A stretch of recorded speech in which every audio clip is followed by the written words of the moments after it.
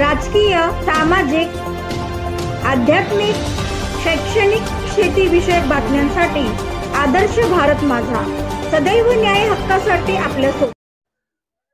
हबप एकनाथ गणपत पाटील यांची सुकन्या स्वाती व कैलासवासी परशुराम पाटील यांचे सुपुत्र शरद यांचा शुभविवाह धार्मिक ज्ञानोबा माऊली तुकारामच्या गजरात अनेक कीर्तनकार, प्रवचनकार, वारकरी तसेच नातेवाईक, आप्तेष्ट व विविध क्षेत्रातील मान्यवरांच्या उपस्थितीत श्री बालाजी बँकेट हॉल पनवेल येथे 8 जून 2024 रोजी उपस्थितांच्या शुभ आशीर्वादात संपन्न झाला। की सौका स्वातीताईंच्या इच्छेनुसार हबप एकनाथ पाटील यांनी आपल्या मुलीचा विवाह धार्मिक आयोजनात पार पाडला। तसेच चिरंजीव शरद यांच्या इच्छेनुसार जोडीने पंढरीची वारी करणार असल्याचे मत की सौका स्वातीताईंनी व्यक्त करत दोन्ही कुटुंब वारकरी संप्रदायातील असल्यामुळे विवाह सोहळ्याला उपस्थितांनी आगळा वेगळा धार्मिक आनंद घेतला।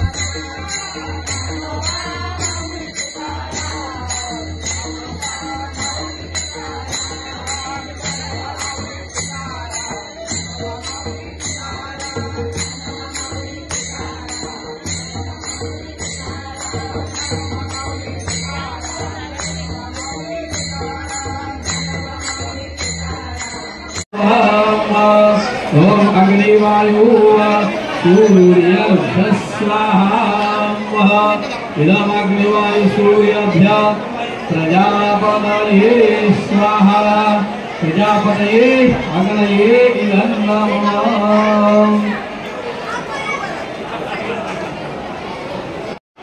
ओम भूर्भुवः स्वाहा अग्नि स्वाहा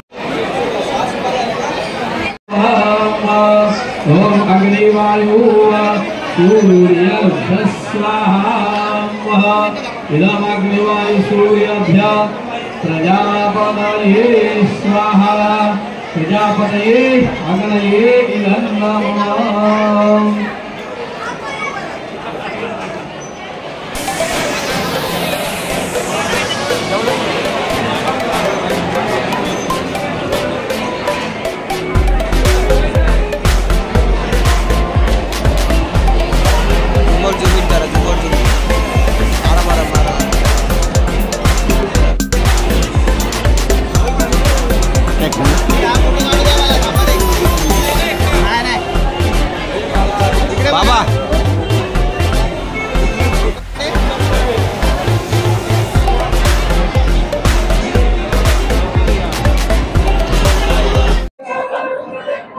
सौका स्वाती आणि चिरंजीव शरद यांचा शुभविवाह आज पनवेलमध्ये या ठिकाणी संपन्न झाला। अतिशय धार्मिक स्वरूप या ठिकाणी प्राप्त झालं व अनेक पनवेलकरांना हे लग्न भावलं। काय सांगाल त्यामुळे?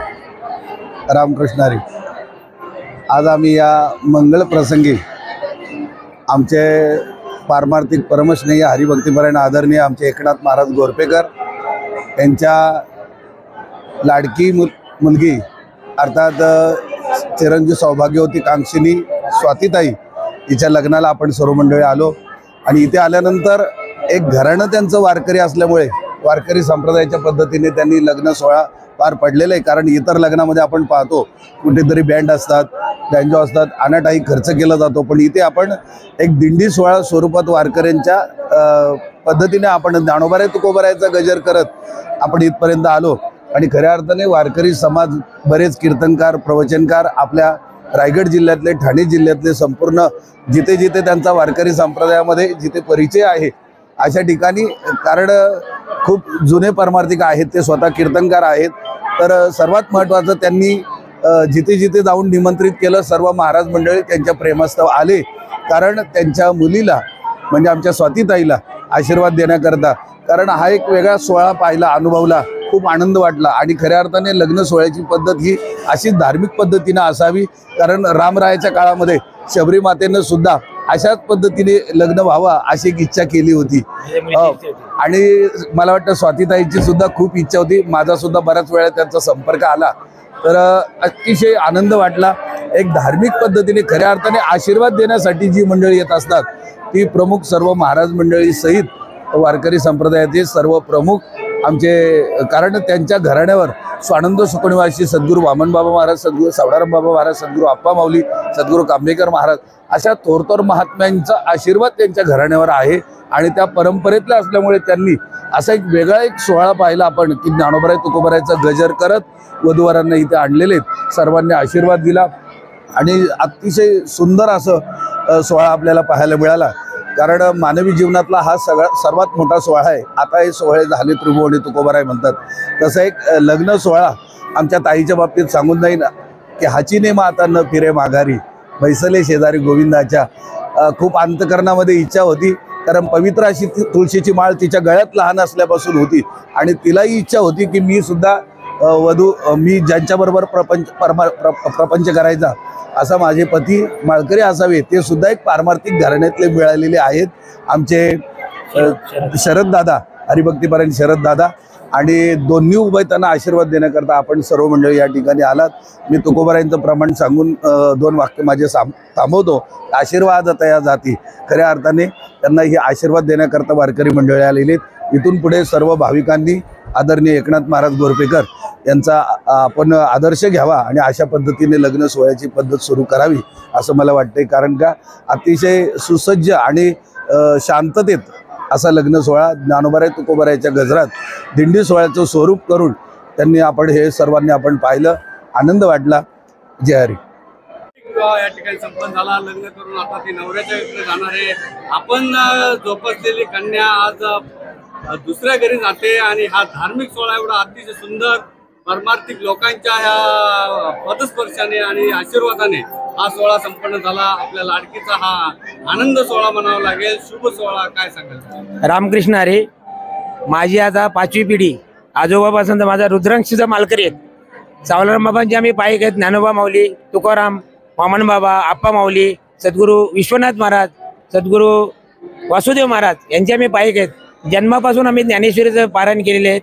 जवळजवळ 25 पारायण मी महिन्याला करतो, वर्षाला. आणि मला जावई चांगला मिळाला. माझ्या मुलीची इच्छा होती का माझा विवाह धार्मिक पद्धतीने ज्ञानोबा तुकाराम व्हावा, ही माझी इच्छा. जय हिंद. स्वातीताई आपल्या आज अर्धांगी झालेल्या आहेत. अतिशय सुंदर धार्मिक रूपात हा लग्न सोहळा संपन्न झालेला आहे. धार्मिक परिवारातली कन्या आपल्याला एक पत्नी म्हणून लाभलेली आहे. काय सांगाल त्यानुसार? सर्वांना पहिला जय हरी. माझं हा खरंच स्वप्न होतं की माझ्या मित्रांना सुद्धा मी बोलायचं की कुठलंही जरी माझं कार्य झालं, लग्नाचं कार्य झालं, तर मी परमार्थिक कार्य त्याचे छाप पडली पाहिजे. आणि खरंच आज जी लग्नाची सुरुवात ज्ञानोबा माऊलीच्या गजराने झाली आणि नंतर मग मंगलाष्टकं झाली. इथे सर्व जे वारकरी मंडळी, परमार्थिक मंडळी, जी परमार्थाला वाहून घेणारी मंडळी आहेत, त्यांचा आम्हाला शुभाशीर्वाद मिळालं. मोठे मोठे दिग्गज लोक इथे आली होती, पण त्याच्यापेक्षा परमार्थिक माणसं जी मालकरी मंडळी आहेत आणि प्रत्यक्ष परमेश्वराला वाहून नेणारी माणसं इथं जे उपस्थित झाली, आमचे सद्गुरू सुद्धा इथं उपस्थित आम्हाला आशीर्वाद देण्यासाठी इथं उपस्थित झाले, तर आम्ही खरंच भाग्यवान समजतो. आज मला जी स्वाती ही माझी पत्नी जी मिळाली, त्यांची 5वी पिढी मालकरी आहे आणि मी खरंच स्वतःला भाग्यवान समजतो की मला ह्या दाम्पत्याची, या वधूची मी एक त्यांच्यामधला एक घरातला एक भाग झाला. धन्यवाद. धार्मिक सोहळा आपल्या नशिबात सगळं वारकरी लोक, ज्येष्ठ लोक, अनेक लोक आपल्या शुभ विवाहस्थळी आले. काय सांगायला आनंदाचं? पहिला तर सगळ्यांना रामकृष्ण हरी. आणि माझी इच्छा माझ्या पप्पांनी सगळ्या पूर्ण केल्या आहेत. आणि पप्पांनी मला जसं एंट्री पाहिजे होती की मला पांडुरंगांचं सगळं पाहिजे होतं, तसं पप्पांनी करून दिलेलं आहे आणि मला ते खूप छान वाटलं. आता आई बाबांना सोडून आपण आपल्या पतीसोबत आज आपलं भविष्य घालवणार आहे. आपला हा आनंद सोहळा धार्मिकरित्या संपन्न झाला. समाजाला आपण कशा प्रकारचं आव्हान करशील का अशा प्रकारचा कमी खर्चात आणि एक धार्मिकतामय सोहळा करावा आणि चांगल्या प्रकारचा शुभविवाह या ठिकाणी संपन्न झाला. काय मी सगळ्यांना हेच सांगू इच्छिते की सर्वांनी अशीच एंट्री ठेवा. आपली जी रूढी परंपरा आहे, संस्कृती आहे, ती आपणच जपली पाहिजे. त्यामुळे असा जर कोणी सोहळा केला तर खूप आनंद होईल माझं बघून. आईबाबांनी आपल्याला वाढवलेलं, केलेलं लाड आणि भविष्यात नवऱ्याची काळजी, त्या अनुषंगाने आपला पुढचा प्रवास कसा आहे? पुढचा प्रवास आहे की त्यांची इच्छा आहे ते पायी दिंडी करतात, तर आम्हाला दोघांना पायी दिंडी एकदा तरी करायची आहे.